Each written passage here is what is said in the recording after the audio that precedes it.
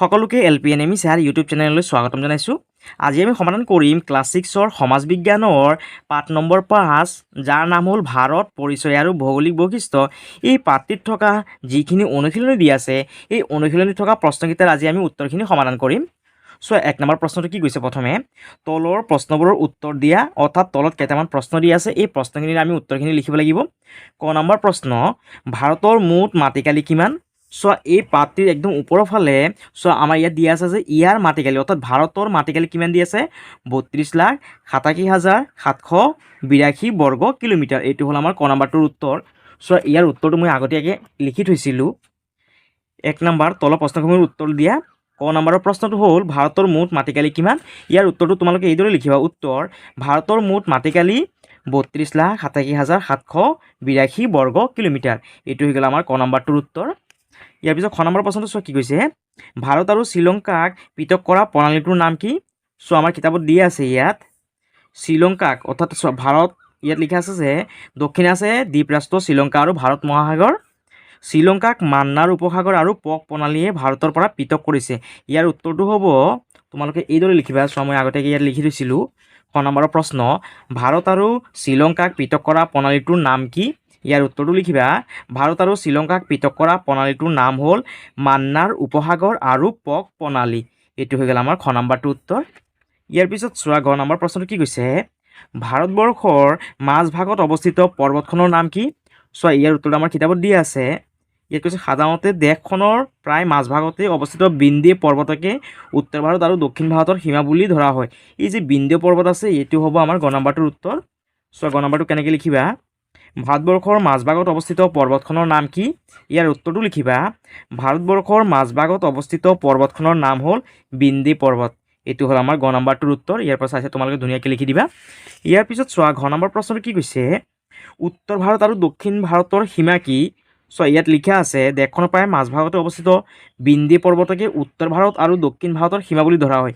এই বিন্ধ্য পৰ্বতটো চোৱা আমাৰ গ নম্বৰৰ উত্তৰ আৰু ঘ নম্বৰৰ উত্তৰ হ'ব।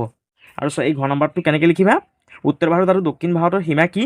ইয়াৰ উত্তৰটো লিখিবা, ভাৰত দেশখনৰ প্ৰায় মাজভাগতে অৱস্থিত বিন্ধ্য পৰ্বতকে উত্তৰ ভাৰত আৰু দক্ষিণ ভাৰতৰ সীমা বুলি ধৰা হয়। এইটো হ'ল আমাৰ ঘ নম্বৰটোৰ উত্তৰ। ইয়াৰ পিছত ঙ নম্বৰটো চোৱা, এখন দেশৰ চাৰিসীমা বুলিলে কি বুজা? চোৱা ইয়াৰ উত্তৰটো কেনেদৰে লিখিবা, ইয়াত মই লিখি থৈছিলোঁ আগতীয়াকৈ। এখন দেশৰ চাৰিসীমা বুলিলে কি বুজা? ইয়াৰ উত্তৰটো লিখিবা, এখন দেশৰ চাৰিসীমা মানে হ'ল দেশখনৰ ৰাজনৈতিক সীমাত থকা দেশ বা ভূ প্ৰকৃতিবোৰৰ নাম উল্লেখ থকাকে দেশখনৰ চাৰিসীমা বুলি কোৱা হয়। এইটো হৈ গ'ল আমাৰ ঙ নম্বৰ উত্তৰ। আৰু ঙ নম্বৰ উত্তৰটো তোমালোকে ইয়াৰ পৰা চাই ধুনীয়াকৈ লিখি দিবা। ইয়াৰ পিছত চোৱা 2 নম্বৰটো কি কৈছে, ভাৰতৰ চাৰিসীমাত কি কি আছে লিখা। চোৱা ইয়াত আমাৰ মেপখন দিয়া আছে ভাৰতৰ। এই ভাৰতৰ চাৰিসীমাত কি কি আছে চোৱা, এইটো হ'ল আমাৰ মেপখনৰ পূব ছাইড, এইটো হ'ল পশ্চিম ছাইড, ওপৰৰ ফালে হ'ল উত্তৰ ছাইড আৰু তলফালে হ'ল দক্ষিণ ছাইড। এতিয়া চোৱা আমাৰ ভাৰতৰ মেপখনৰ পূব দিশত কি কি আছে চোৱা, ম্যানমাৰ আছে, বাংলাদেশ আছে আৰু কি আছে, বংগোপসাগৰ আছে। পশ্চিম দিশত কি আছে চোৱা, পশ্চিম দিশত আছে আৰৱ সাগৰ। আৰু চোৱা এই পাকিস্তান আৰু যে আফগানিস্তান আছে, এইখন আমাৰ কোন দিশত আছে, পশ্চিম আৰু উত্তৰ দিশত আছে। তাৰমানে আমি লিখিব লাগিব যে উত্তৰ পশ্চিম দিশত কি আছে, আফগানিস্তান আৰু পাকিস্তান। চোৱা পাকিস্তানখন কিন্তু একদম পশ্চিম ফালে নাই, অলপ কোনফালে আছে, উত্তৰ ফালে আছে, হয়নে? সেইকাৰণে আমি ইয়াত লিখিব লাগিব উত্তৰ পশ্চিম দিশত কি আছে, পাকিস্তান আৰু আফগানিস্তান। আৰু দক্ষিণ দিশত কি আছে, নেপাল, ভূটান আৰু চীন দেশ আছে। আৰু তলফালে চোৱা দক্ষিণ দিশত কি আছে, শ্ৰীলংকা আৰু ভাৰত মহাসাগৰ। চোৱা ইয়াৰ উত্তৰটো মই আগতীয়াকৈ ইয়াত লিখি থৈছিলোঁ। ভাৰতৰ চাৰিসীমাত কি কি আছে লিখা। ইয়াৰ উত্তৰটো এইদৰে লিখিবা, ভাৰতৰ পূব সীমাত আছে বাংলাদেশ আৰু ম্যানমাৰ আৰু লগতে বংগোপসাগৰ।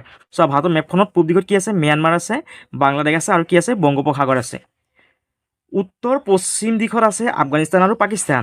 এতিয়া চোৱা এই পাকিস্তান আৰু আফগানিস্তান দুইখন দেশ কোন দিশত আছে, উত্তৰ আৰু পশ্চিম দিশত আছে। একেবাৰে পশ্চিম দিশত নাই, কিন্তু কোন দিশত আছে চোৱা, অলপ উত্তৰ ফালে আছে আৰু পশ্চিম ফালে আছে, হয়নে? সেইকাৰণে ইয়াত লিখিবা যে উত্তৰ পশ্চিম দিশত কি আছে, পাকিস্তান আৰু আফগানিস্তান আছে। ইয়াৰ পিছত চোৱা উত্তৰ পশ্চিম দিশত আছে আফগানিস্তান আৰু পাকিস্তান। উত্তৰ সীমাত আছে চীন, নেপাল আৰু ভূটান। চোৱা উত্তৰ দিশত কি কি আছে, নেপাল দেশ আছে, ভূটান আছে আৰু কি আছে, চীন দেশ। উত্তৰ সীমাত আছে চীন, নেপাল আৰু ভূটান। দক্ষিণে আছে দ্বীপৰাষ্ট্ৰ শ্ৰীলংকা আৰু ভাৰত মহাসাগৰ। চব দক্ষিণ দিশত কি আছে, এইটো হ'ল দক্ষিণ ছাইড কি আছে, শ্ৰীলংকা আছে আৰু কি আছে, ভাৰত মহাসাগৰ, হয়নে? ইয়াত চোৱা লিখা আছে দক্ষিণে আছে দ্বীপৰাষ্ট্ৰ শ্ৰীলংকা আৰু ভাৰত মহাসাগৰ। ভাৰতৰ পশ্চিম ফালে আছে আৰৱ সাগৰ। আৰু এই যে আৰৱ সাগৰখন আছে, এইখন কোন দিশত আছে, ভাৰতৰ পশ্চিম দিশত। ইয়াৰ পৰা চাইছে তোমালোকে 2 নম্বৰ প্ৰশ্নৰ উত্তৰটো ইয়াৰ পৰা ধুনীয়াকৈ লিখি দিবা আৰু এইটোৱে হৈ গ'ল আমাৰ 2 নম্বৰটোৰ উত্তৰ। এতিয়া চোৱা অনুশীলনী 1ত আমাৰ দুটাই প্ৰশ্ন আছিলে। ইয়াৰ পিছত চোৱা অনুশীলনী 2ত কি প্ৰশ্ন দি আছে সেই প্ৰশ্নখিনি আমি একেলগে সমাধান কৰি লওঁ। অনুশীলনী 2 ইয়াৰ 1 নম্বৰ প্ৰশ্নটো চোৱা, কৈছে যে তলৰ প্ৰশ্নবোৰ উত্তৰ দিয়া, অৰ্থাৎ তলৰ প্ৰশ্নখিনিৰ উত্তৰখিনি লিখিব লাগিব। ইয়াত ক নম্বৰ প্ৰশ্নটো কৈছে ভাৰতৰ সীমাৰ প্ৰাচীৰ কি? ইয়াৰ উত্তৰটো চোৱা, আমাৰ কিতাপত ইয়াৰ পৰা তোমালোকে বিচাৰি পাবা পেজ নম্বৰ 42ত আছে। চ' ইয়াত লিখা আছে হিমালয় পৰ্বতক ভাৰতৰ সীমাৰ প্ৰাচীৰ বুলিও কোৱা হয়। ইয়াৰ উত্তৰটো তোমালোকে এইদৰে লিখিবা, মই আগতীয়াকৈ ইয়াত লিখি থৈছিলোঁ। ভাৰতৰ সীমাৰ প্ৰাচীৰ কি? ইয়াৰ উত্তৰটো লিখিবা ভাৰতৰ সীমাৰ প্ৰাচীৰ হ'ল হিমালয় পৰ্বত। এইটো হৈ গ'ল আমাৰ অনুশীলনী 2ৰ 1 নম্বৰৰ কৰ উত্তৰ। এইটো লিখিবা যে ভাৰতৰ সীমাৰ প্ৰাচীৰ হ'ল হিমালয় পৰ্বত। ইয়াৰ পিছত চোৱা খ নম্বৰ প্ৰশ্নটো কি কৈছে ভাৰতৰ 2খন বন্দৰ নগৰৰ নাম লিখা। চোৱা ইয়াৰ উত্তৰটো তোমালোকে পেজ নম্বৰ 46ত পাই যাবা। চোৱা ইয়াত লিখা আছে যে ইয়াতে বোম্বাই পশ্চিম উপকূলত থকা, অৰ্থাৎ ইয়াত কি হৈছে পূব উপকূলটো তুলনামূলকভাৱে বহল আৰু পশ্চিম উপকূলটো ঠেক। ইয়াতে বোম্বাই, গোৱা, চেন্নাই আদি বন্দৰ নগৰ অৱস্থিত। চ' আমাৰ প্ৰশ্নটো কি কৈছে 2খন বন্দৰ নগৰৰ নাম লিখিব লাগে। চ' ইয়াত মই আগতীয়াকৈ লিখি থৈছিলোঁ ভাৰতৰ 2খন বন্দৰ নগৰৰ নাম লিখা। ইয়াৰ উত্তৰটো লিখিবা ভাৰতৰ 2খন বন্দৰ নগৰৰ নাম হ'ল মুম্বাই, গোৱা, চেন্নাই। চ' ইয়াত মই 3খন লিখি দিছোঁ, তোমালোকে ইয়াৰ পৰা যিকোনো 2খন লিখিবা। ইয়াৰ পিছত চোৱা ঘ নম্বৰ প্ৰশ্নটো কি কৈছে নেক্সট পেজত ঘ নম্বৰ প্ৰশ্নটো দিয়া আছে ভাৰতৰ উপকূলীয় অঞ্চলত বাস কৰা লোকসকলৰ প্ৰধান বৃত্তি কি? চোৱা ইয়াৰ উত্তৰটো 46 নম্বৰ পেজত দিয়া আছে। উপকূলীয় অঞ্চলত কিছু কিছু ঠাইত ধান খেতি কৰা হয় যদিও সাগৰীয় মাছ ধৰাটোৱেই ইয়াৰ বাসিন্দাসকলৰ প্ৰধান বৃত্তি। অৰ্থাৎ উপকূলীয় অঞ্চলত যোনখিনি মানুহ থাকে সেই মানুহখিনি কিছুমান মানুহে কি কৰে ধান খেতি কৰে, কিন্তু ধান খেতিখিনি কৰাৰ উপৰিও প্ৰধান যোনটো কাম সেইটো কি উপকূলীয় অঞ্চলৰ মানুহখিনিৰ প্ৰধান যোনটো কাম সেইটো হ'ল সাগৰীয় মাছ ধৰা। ইয়াৰ উত্তৰটো তোমালোকে এইদৰে লিখিবা গ নম্বৰ প্ৰশ্নটো ভাৰতৰ উপকূলীয় অঞ্চলত বাস কৰা লোকসকলৰ প্ৰধান বৃত্তি কি? ইয়াৰ উত্তৰটো লিখিবা সাগৰীয় মাছ ধৰাটোহে ভাৰতৰ উপকূলীয় অঞ্চলত বাস কৰা লোকসকলৰ প্ৰধান বৃত্তি। এইটো হৈ গ'ল আমাৰ গ নম্বৰটো উত্তৰ। ইয়াৰ পিছত চোৱা ঘ নম্বৰ প্ৰশ্নটো কি কৈছে ঘ নম্বৰটো কৈছে যে জাৰুৱাসকলে ক'ত বাস কৰে? চোৱা ইয়াৰ উত্তৰটো পেজ নম্বৰ 47ত পাবা তোমালোকে।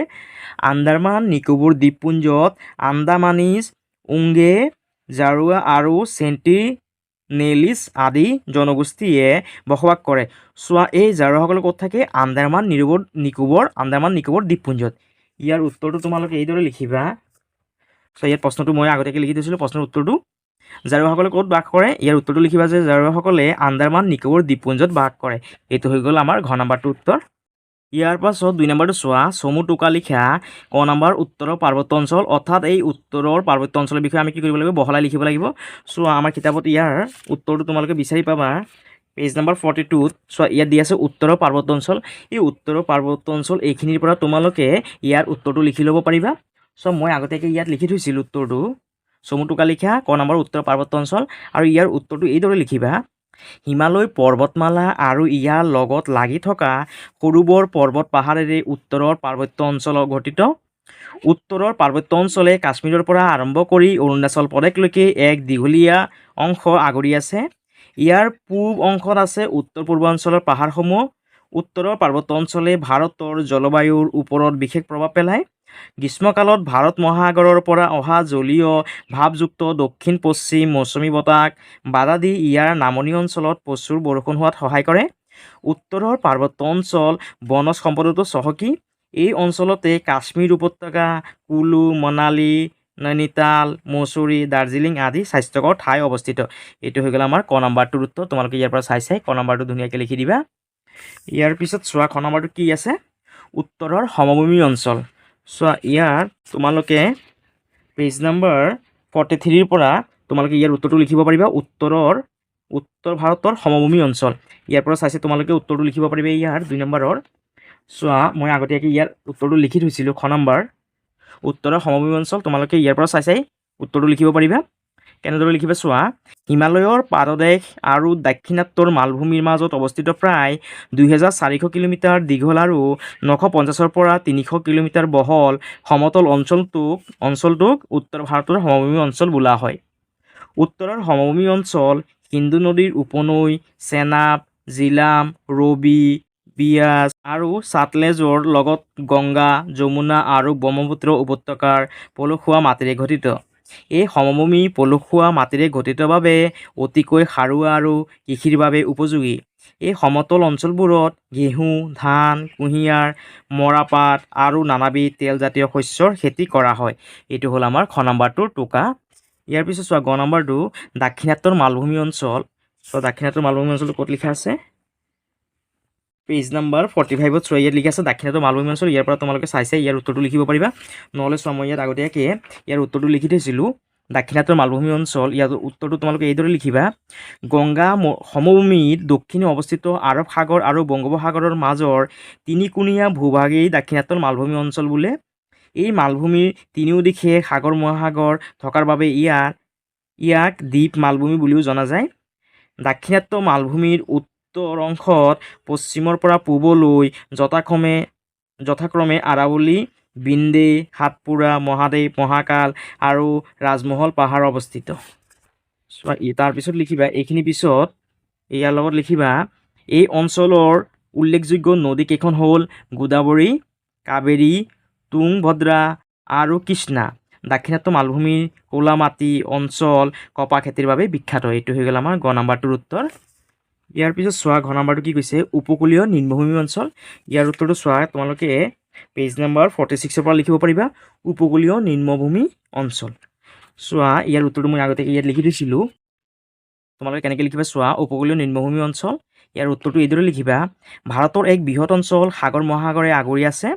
দেশখনৰ উপকূলীয় নিম্নভূমি অঞ্চলটোৰ পূব দিশত আছে বংগোপসাগৰ, পশ্চিমে পশ্চিমঘাট পৰ্বতৰ গাতে লাগি আছে আৰৱ সাগৰ। দেশখনৰ দক্ষিণ দিশে আছে ভাৰত মহাসাগৰ। সাগৰ মহাসাগৰে চুই থকা দেশৰ এই উপকূল অঞ্চলটো যথেষ্ট দীঘল। দেশৰ পূব উপকূলটো তুলনামূলকভাৱে বহল আৰু পশ্চিম উপকূলটো ঠেক। ইয়াতে বোম্বাই, গোৱা, চেন্নাই আদি বন্দৰ নগৰ অৱস্থিত। উপকূলীয় অঞ্চলৰ কিছু কিছু ঠাইত ধান খেতি কৰা হয় যদিও সাগৰীয় মাছ ধৰাটোৱেই ইয়াৰ বাসিন্দাসকলৰ প্ৰধান বৃত্তি। এইটো হৈ গ'ল আমাৰ ঘ নম্বৰটোৰ উত্তৰ। আৰু তোমালোকে ইয়াৰ পৰা চাইছে ধুনীয়াকৈ টোকাকেইটা লিখি দিবা। আৰু অনাগত দিনবোৰত এনেকুৱা ধৰণৰ ভিডিঅ'কেইটা পাই থকাৰ বাবে তোমালোকে আমাৰ চেনেলটো ছাবস্ক্ৰাইব কৰি ৰাখিবা, ভিডিঅ'টো শ্বেয়াৰ কৰিবা আৰু কমেণ্ট কৰিবলৈ নাপাহৰিবা। সকলোকে ধন্যবাদ।